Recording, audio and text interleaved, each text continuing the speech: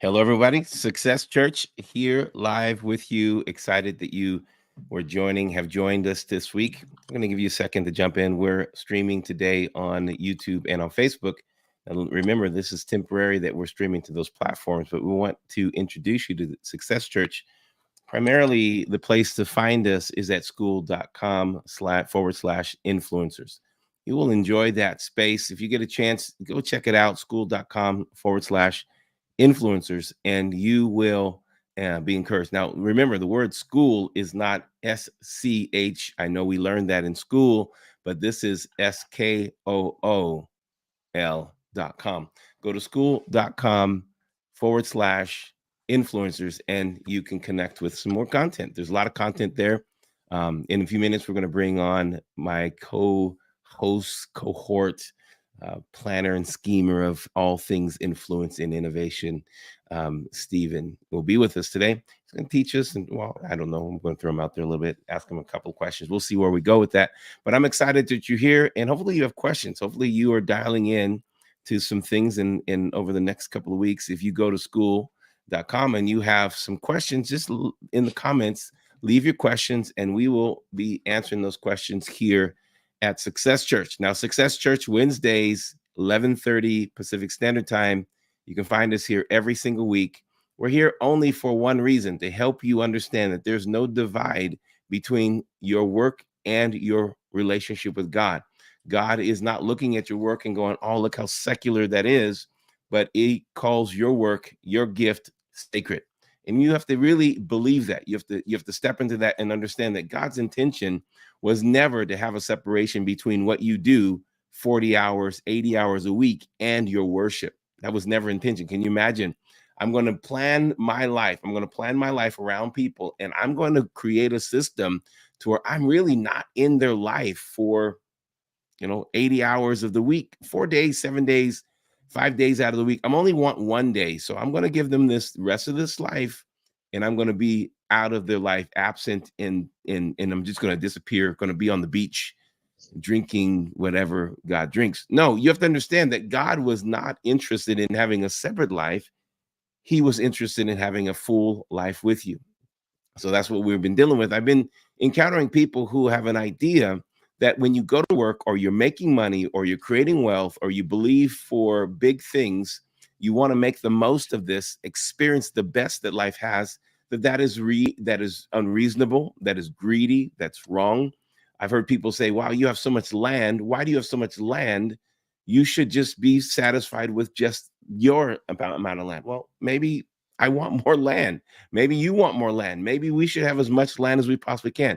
We never say to God, God, why did you want to create the earth? You're so greedy. You created the earth. Oh, that's such a greedy thing, to want to expand, want to grow, want to increase, want to see your godlike character manifest. So I want to make sure that if you're struggling with that mindset, the mindset of scarcity, the mindset of insecurity about money, the mindset of insecurity about wealth creation, I've dealt with a lot of people that say, I don't know if what I do, if God's into it, whether in entertainment, in the industry of music. We need to know that God's interested in the fact that he created you, and he created you to be a blessing to all mankind.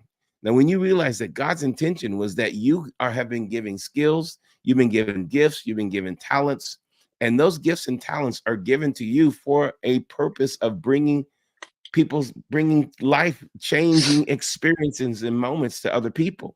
That God's design is for you to help other people, to increase them, to build them, to strengthen them, to encourage them.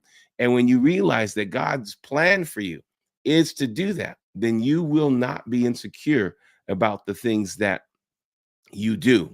You'll find out that it's actually a place that you're supposed to call strength, and you're supposed to give yourself to that strength, and you're supposed to help other people. Now, if you make money helping other people with their problems, that is only right. It's only the righteous way for things to happen. And there's an exchange in it. There's this exchange that if I'm gifted, that I'm going to use my gift to help you in an area of your problem, there should be some kind of exchange. Otherwise, I feel ripped off.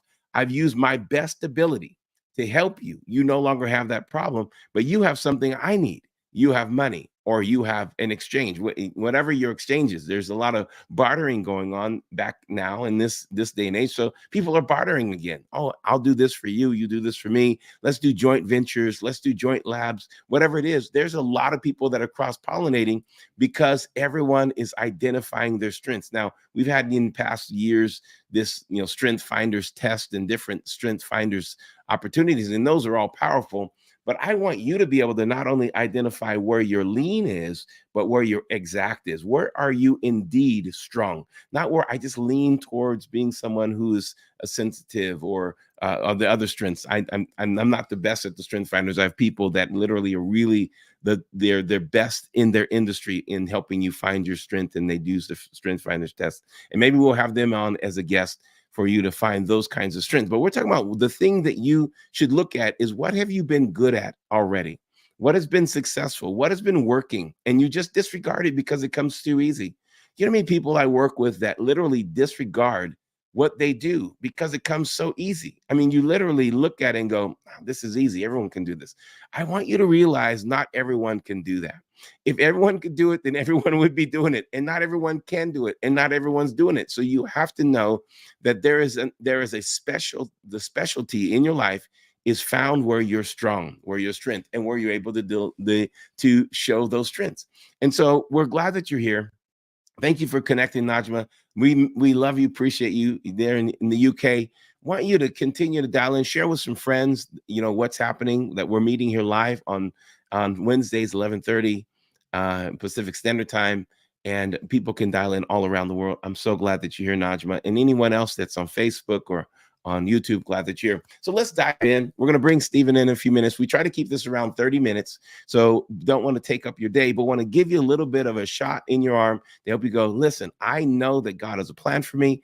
I'm going to use this plan, and I'm going to be dynamic about it. Today's scripture I want to give you, as we look at it, I want to jump into our little slide. There's Stephen. He's on the side. I'm going to take him off camera for a minute because he's not ready to be on camera. Look at him. He looks good though, but we're going to just put him off. Oh, he made him full size. There's Stephen. Stephen's full size. He was full size, Stephen. He was a full size Stephen. That was awesome. He became full size.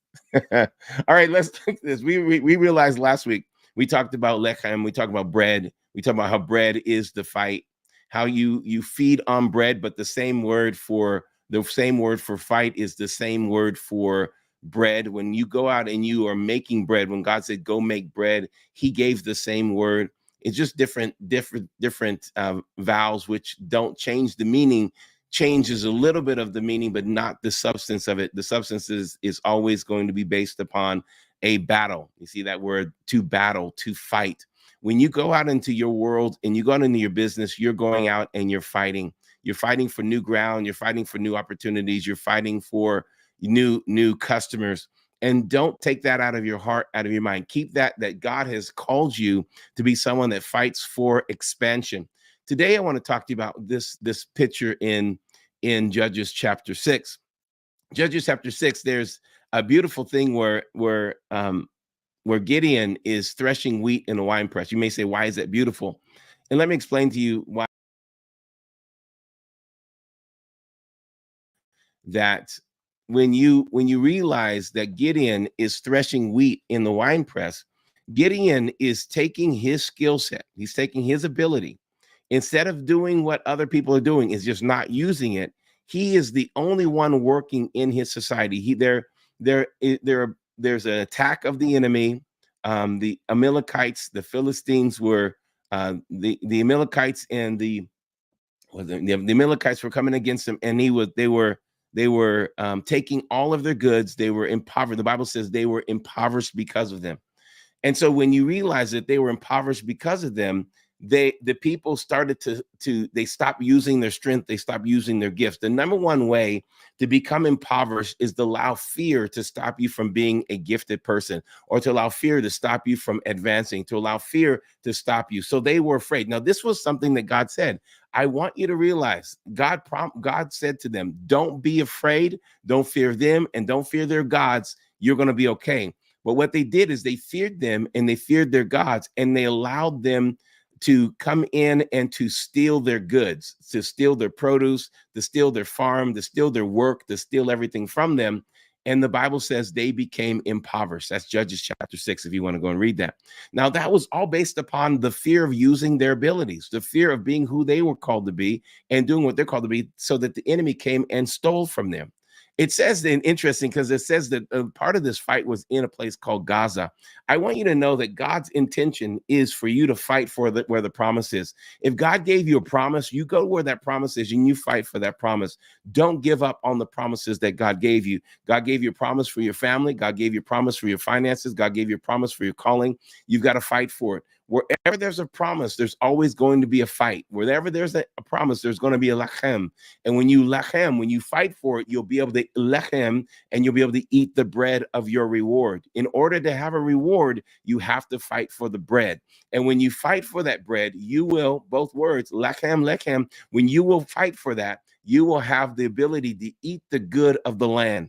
Now, when you don't fight, you won't eat the good of the land. The Bible says there's a promised land for you. Do you know, I was always kind of disturbed going, God, there's a promised land, but when you send them into the promised land, what are they doing the whole time? They're lechem, they're fighting this and they're fighting that. And it says, oh, this is the land of milk and honey. I'm like, God, you're like really helping me as you challenge me. I know that you have to think about it that way. You're helping me as you challenge me, because he says there's a promised land, and all I see is giants. I see fighting. I see marching around walls. I see all this activity of fighting. They're fighting to get the promise. If you think your promise is coming without a fight, I'm sorry to tell you, welcome to Success Church. You need to fight. This is why you're here. I know they don't tell you this in your regular church. This is Success Church. I'm not talking about bad about your church. I'm not talking about bad about my church either. No, I want you to know Success Church is about you realizing there's a fight out there. There's a land out there. There's a house. There's a building. There's cars. There's everything I need. I have to fight for it. I'm not going to wait for it to come to me. I'm going to fight for it. That's what God told them. When he sends them into the wilderness, he says, go and fight. He goes, by the way, there's a promised land I'm sending you to, and this promised land has milk and honey. I sat down and I had a real serious talk with the Lord one day, and I said, you know what, God, I don't get this, because I read the Bible of Exodus, I read Numbers, I read Deuteronomy. I don't see any milk and I don't see any honey. I don't see milk and honey. Where's the milk and honey? And the Lord says to me in that moment, he says, Tracy, milk and honey are all given to you by process. You have to take the cow and you have to make the cow give you milk. You have to go and you have to get the honey from the bees. The bees don't deliver it to you. If you want milk and honey, you've got to go through the process of making it give it to you.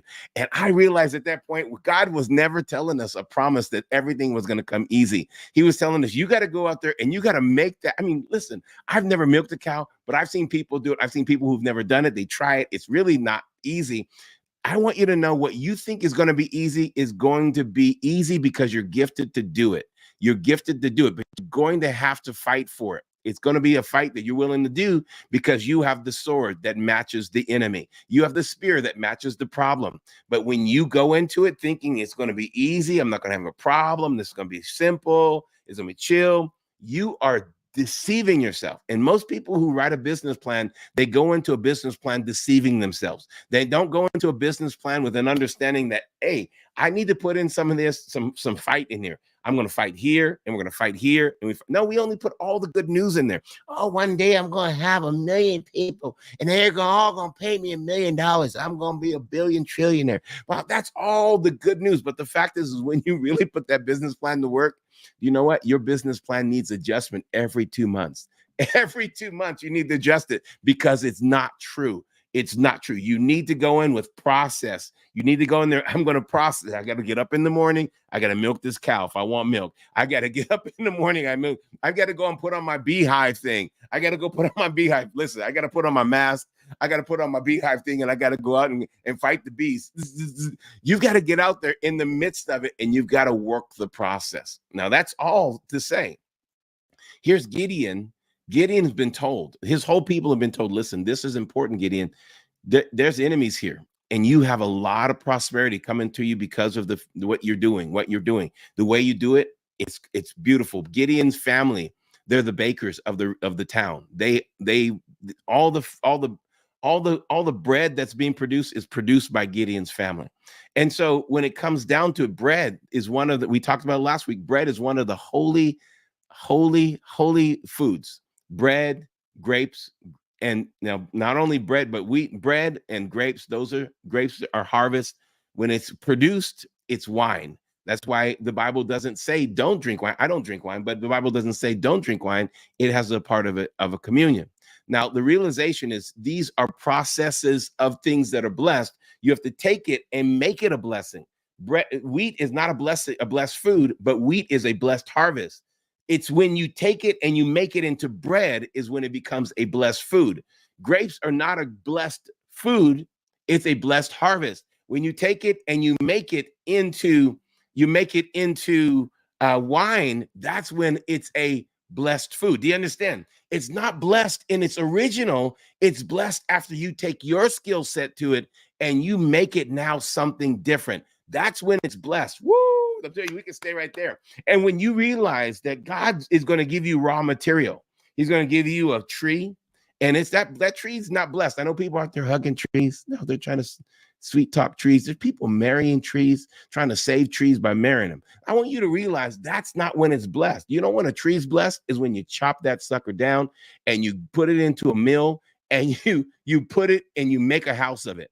That's when it's a blessed tree. That tree's been able to live. The tree that hung Jesus was not a blessed tree until it became a cross. I know that sounds weird, but the blessing of the cross is for us. It became a curse for Jesus because he was hung on it. So when you realize that the human gift, the human potential is found in our strength, in what we do, what we can do.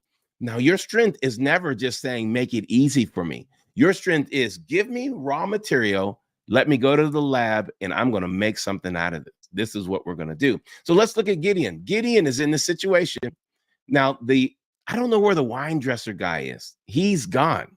The guy who's supposed to be crushing grapes in the wine press, he left. I don't know where he went. Gideon said, I can't do what I do outside where I'm supposed to do, because Gideon's supposed to take the bread or take the wheat, and he's supposed to separate the wheat from the chaff in an open space, most likely on a hill where the wind's blowing through. And every time he throws up the wheat, the wind comes and takes the chaff away, and you have substance left to work with. So you have to first separate the wheat from the chaff, and he's not in a position to do that, because remember, the enemy is killing and taking hostage whoever they can, whatever they see. So now the children of Israel are hiding in caves, they're hiding in ditches, they create holes in the ground, and they hide their gifts, they hide their abilities, and they hide themselves.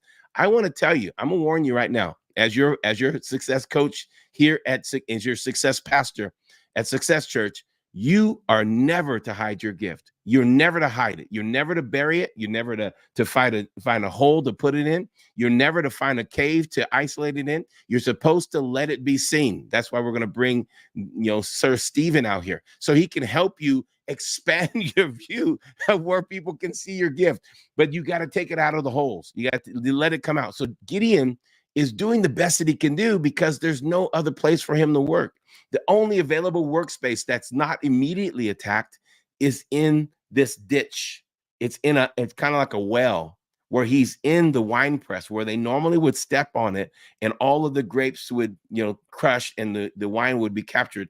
All of that would be captured in there. He's usually in that, but there's nobody dressing wine. So he's doing what I can. I'm going to do what I can with what I have. I want you to tell you, your excuse for limitation is not an excuse. Your excuse to say that I can't do it, I don't have this. Gideon didn't have the hills that he had the enemies on every side. He had every problem that you and I have, but he refused to say my current restriction is going to stop me from being a blessing to my community. I'm going to do what I got to do. If it's a side hustle, I'm going to do it. If I've got to, whatever I've got to do, if I've got to do it on my phone, listen, you got to understand. I wrote a book called The Art of Joy on my phone. I didn't have my computer. I wrote it all on an iPhone, just like this. I tried to get a little keyboard, and I wrote it. So you can't, this was a wine press, people. You've got to be able to do your gift wherever your gift is. Use your gift, however you use it. Get rid of your excuses. This is Success Church. I'm not going to pull back on you. I'm going to give it to you. You've got to use your gift and you got to give it. You got to, if you're in a constricted place, do it in that constricted place. If you're in a confined place, do it in that confined place. Stop making excuses for not using your gift. Get busy using your gift. And so Gideon is working his gift in this wine press. And he's now thinking, imagine with me, he's normally would have the help of God's wind, but he doesn't have the help of God's wind. He's just having to throw it against the wall and throw it up and separate it the best he can. But you know what? His community needs bread because bread is holy. I find out when I research this, and I'm trying my best to be fast about it. I find out when I research this, is that just weeks before there was a holy holiday. All of the holy men of God were there. The priests were doing their thing, and it was like a feast of one of the 3 feasts of the year. And I thought to myself, why didn't the angel come during that time and say to one of the priests, you are my beloved servants and you're doing such great work. This is how we're going to change society here, because we're going to do it through the religious priesthood. No, he came to a guy that was a baker. He was working in his father's business, doing the best that he can. And he said, your gift in your business is what's going to change the world. And so let's get back to our reading. Our reading is this. It says here, now the angel of the Lord came and sat under the terebinth tree, which was in Ophrah, which belonged to Joash the Abiezrite, while his son Gideon threshed wheat in the winepress, in order to hide it from the Midianites. The Midianites were the ones, I said Amalekites, but Midianites. And the angel of the Lord appeared to him and said to him, the Lord is with you, you mighty man of valor. Then he says in verse 14, the Lord turned to him and said, go in this might of yours, and you shall save Israel from the hand of the Midianites. And have I not sent you? When you realize that God's intention is for you to use your strength, go in this might of yours. But all I know how to do is I'm a underwater basket weaver. Go in this might of yours. Whatever your gift is, whatever your talent is, go and use it, and you will save people's lives. It's leave the saving of the lives to the people over there that, are going to be in the hospitals helping people. Those are going to be the people that those are not the only people that save lives. We used to see these images and we see them in movies, but I'm just thinking about an underwater basket weaver, or I don't even know why you do it underwater. I guess it'd be easier to bend the things. So this person makes a picnic basket, like Yogi used to say, a picnic basket. All of a sudden, this guy wants to take this girl out and propose to her. So he goes and buys one of these picnic baskets, and he puts all of this beautiful lunch in there, and he takes this, it lays out the picnic blanket and has this beautiful picnic basket. He pulls the wine out of the picnic basket and the cheese and all the stuff. And then in the picnic basket is the place where there's a nice, beautiful ring. Now, we don't think anything about that picnic basket, but this picnic basket makes the day. This picnic basket is going to set up this moment, and these people's lives are going to be changed forever. And I'm using it's just simple. I know it's simple, but this fact is these people's lives are going to be changed forever. This person is going to propose, going to pull the ring out of this picnic basket in just a moment. And this woman is going to say yes. This man and this woman are going to get married. They're going to have beautiful children. He's going to start a business. His business now hires 5 other people. His wife works in this business. They work it together. Now they're able to help other people. You need to know that 5 people's lives are changed because one person had a picnic basket that was able to facilitate this event of a moment. You may not think saving people's lives is a big deal, but creating a moment and helping people create a moment with whatever you do, whatever your skill set is, that's the big deal. When I can change a person's moment, make it better, make it stronger, make it more effective, when I can help someone in my gift, it's just underwater basket weaving, but that basket is going to be used. Do you know that what a person was thinking when they were making the basket for Moses to be sent down? They would have never thought the Messiah was going to be sent down the river, the one that was going to help save the people. Your small little contribution turns out to be a big contribution when you're sitting there and you're putting your pitch and you're putting your straw together and you're making this little basket and you think the basket is going to be for fruit, but all of a sudden the sister decides, you know what I'm going to do? I'm going to take my little brother and Thank God that this basket is so well made. Can you imagine? This basket is so well made. If it wasn't well made, nicely pitched, and taking the tar and all the things that they learn to do, and they put that basket in the water and it sunk. Can you imagine how horrible that would be? Thank God for a good basket weaver. Thank God, because it caused Moses to be sent down until Potiphar's daughter was able to find, or I'm getting my names mixed up, but who was able to find him and pull him out, and he became a part of the house of Egypt. And we need to know that your gift, your talent means something. I want you to realize one thing before we bring Stephen on. Just think about the Moses story, the story of Moses, the little basket that saved his life. Do you know that before Israel was in Egypt, they didn't know how to make that? They didn't know how to make those things. They were farmers. They were agricultural. They learned how to use pitch and tar and all of that stuff in their slavery for Egypt. I want you to know the thing that you feel like has been enslaving you is gifted you. You go in the strength that you have. Take whatever you've learned from your past. Take whatever gift you have inside of you. Take that and use it to bring about dynamic change in people's lives, and make the thing that you think is a little tiny basket that you're making, realize that somewhere someone is going to use it to build a moment in their life. Take your skill. Look at the scripture one more time before we bring Stephen on. It says here, then he turned to him and said, go in this might of yours. He didn't even say, take my might. He said, go in this might of yours. This is your might. You go and be mighty. You go and do it, and you shall save someone's life. You shall save Israel from the hand of the enemy, from the Midianites. Have I not sent you? I need you to realize that you are a sent person to God, by God, to the marketplace. God has sent you there. Stephen, I think you're muted. You may have to unmute yourself. You got it? Cool. All right. So here we go, man. Go in this might of yours. Go in this might of yours. Let's talk. What do you have today? What are you working on? Well, first, I love everything you're saying for me, but just before hopping on this call, I was on the call with my sister talking about the exact same thing. She operates FedEx routes, and she's like, I need to do something. I have no hobby, whatever. I was like, you have this gift of like solving problems. I was like, create a school community, create this, create that. And it's a prime example of what do you have in your hand. Like there's literally things that you are already doing. I heard someone say your ordinary is somebody else's extraordinary. And if it's easy for you, it's not easy for somebody else. So, That's everybody has something that is ordinary to them. They could do with their eyes shut, but someone else needs that to move their business along forward. Yeah, and I think it's true, because it's the way that you do things. I think you have shown me. I mean, you take something that people think, oh, that's just common, but you make it so uncommon, and you put that pizzazz on it, because it is your ability. It's what you see, the way you see things, the way your experiences, all your experiences make up is your makeup. And I think people discount it because it's the life we live. We live this life. So I think it's easy for Gideon to go, what do you mean, me, mighty man of valor? What are you thinking?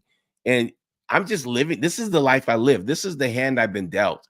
And not realizing that the hand that you've been dealt is the hand that's needed to actually win the war. Yeah, I love what you said about the processes, because you and I are working on processes for my other business, and yes, it's such a crucial thing. You said something about like fighting, and it's like the Jericho. They prayed, God came through, the walls fell down. What happened next? They actually had to fight. I think most people stop at the Jericho walls falling. Like you missed probably the most crucial part. What if they would have fought? They would have just stood there and nothing would have happened. Yeah, they had to go in and possess it. You have to fight, and that's a part of the process. And people don't realize creating processes and creating systems. I like systems and processes, what we're working on. Systems and processes, because systems and processes, if I can get that system and that process established, that means I fought well enough that it can be produced over and over and over and over. And this is a perpetual win. I'm perpetually winning. Your sister running the routes for FedEx. I mean, that's a perpetual win. it's a franchisable model. It's something that can be consistently done, and it's powerful. I see her here. We need to have her as a guest and come and talk. Oh yeah, that's she just texted So me she's earlier when you were saying something. We'll have her. Yeah, we'll set up for next time. okay. Totally. Cool. So what is, give me one thought I should be thinking about this week for marketing or branding, or just give me something. Well, like I guess reducing friction. So that's what a process is, right? It's reducing friction. We were just talking earlier about this link. I was like, I think we need to do this and this and this. Like, we need to reduce friction. So Yeah. what can we do in our business to reduce friction in either in sales, in content creation, because that's what I specialize in, is creating systems to either automate stuff or do it seamlessly. What can we do to reduce friction on the sales side, and then on our side, that way we can move things a lot faster and more efficient. And that's the kind of stuff I nerd out on. Maybe next time we could have some more time on sharing a couple snippets of the systems that I've built to create content easier with your own phone. Like you said, our phones are so advanced, more than TV studios were 15 years ago. There is no excuse on why we should not be creating content and getting that message out, because we're here to influence, right? This week I'm going to Atlanta. I was going to take a bunch of things, but I'm literally just taking my phone and I'm taking a little tripod. So because we can produce so much with that. So I like this idea of friction. We're going to let you guys go in just a few minutes, but let's dial that in. And I think that, like, for today, I'm going to work on reducing friction, because friction is the thing that creates heat. When you're working with a car, let's say an engine, if you don't put some oil in it, that those pistons constantly hitting, that's going to create friction, creates a fire, combustion will overheat. That overheating will warp everything, and then the whole system will break down. So making sure that everything flows really well. I like that. Yep. What are some of the signs you look for when? I don't like the phrase like grinding. I can't. Oh, grinding hard. You grind anything hard enough, it's going to wear down. The Grand Canyon is a prime example. If you grind, it's going to wear down. But you got to get in the flow. Let's get in the rhythm. Let's get fluid. Get the process going. You have a process. It's a beat. It's a rhythm. It's next step, next step, next step. Yeah. Okay, so I like that. It's the beat. It's the rhythm. So that's one of the things that you can identify this week. When you are experiencing friction, the beat is off. The rhythm is off.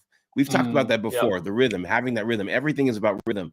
When I've learned to play I worked on my golf swing. They told me a couple of things here with my, how I was connecting to the club, but everything else, my swing was about my rhythm. It was about my rhythm. And so when you are doing anything, when I'm working with someone on their work week, I talk about the rhythm. When we're listening for, when I get in the airplane and I start the engine and I'm listening for the rhythm, if the rhythm's off, I'm not taking off. I'm not flying. There's no way that there's going to be it's got to be locked in. So everything, I think there's some things to pay attention to. The sound of it, the way it feels, just the smoothness of it. There's sometimes I think the way we work, the reason we work well together is because we have a easy rhythm. Our rhythm is easy. We have a good, clean flow, and there's no awkward things. I don't like working when there's things that are awkward. I feel uncomfortable. Something's grinding. I usually, if I can't put oil on that relationship, then I usually try to get rid of it. So I want to just tell everybody that's paying attention today that I'm glad that you're here, but pay attention to the rhythm. Then you'll identify the friction. When you can identify the friction, then look into whatever process and systems that you need to do, right? Yes. So we'll dive into that question, perfume scent UK. Let's talk about that next week. We're going to let everyone go. If you want to ask any questions, go into SKOOL.com/influencers. Join that community. It's a free community for you to jump into. We're here. Stephen and myself are there. Well, there's others that are there building that community, and get in there and talk to each other. And there's a question: how can I find Christian business partners? one of the reasons we build school and we build communities like this is because there's an opportunity for you to do business with other Christians and do business with other people. So I would say Perfume Synth UK. Go into school, and next week we'll have a nice banner that goes across school, SKOOL.com/influencers, and build in that community and see if there's any partnerships, relationships there. And then from there, we can introduce you to other communities that will help. And our goal is to bring businesses together, to help us do business together, and to figure out how we can build together and work together. Stephen, you have anything else you want to share before we jump off? Nope. Hit me All up right. in school. I'll be happy to ask questions and poke holes in anything that people need help in. Boom. I like that. Now take advantage of that, because he will be on school. And if you have some media, especially branding and marketing ideas or questions, hit Sir Stephen up. That's my new name for you, Sir Stephen. And hit him up in the school, and it'd be fun. Don't forget, pay attention to your processes and your systems today. If there's a place where there's a grind, it's going to break down. So get rid of the grind, get rid of the friction, stay in your strength. Sometimes that friction is found when you're not in your strength. You're working in something that you're not strong at. So basically stay in your strength, go in this might of yours, and do something amazing and help other people. We'll see you next week, 11:30, right here.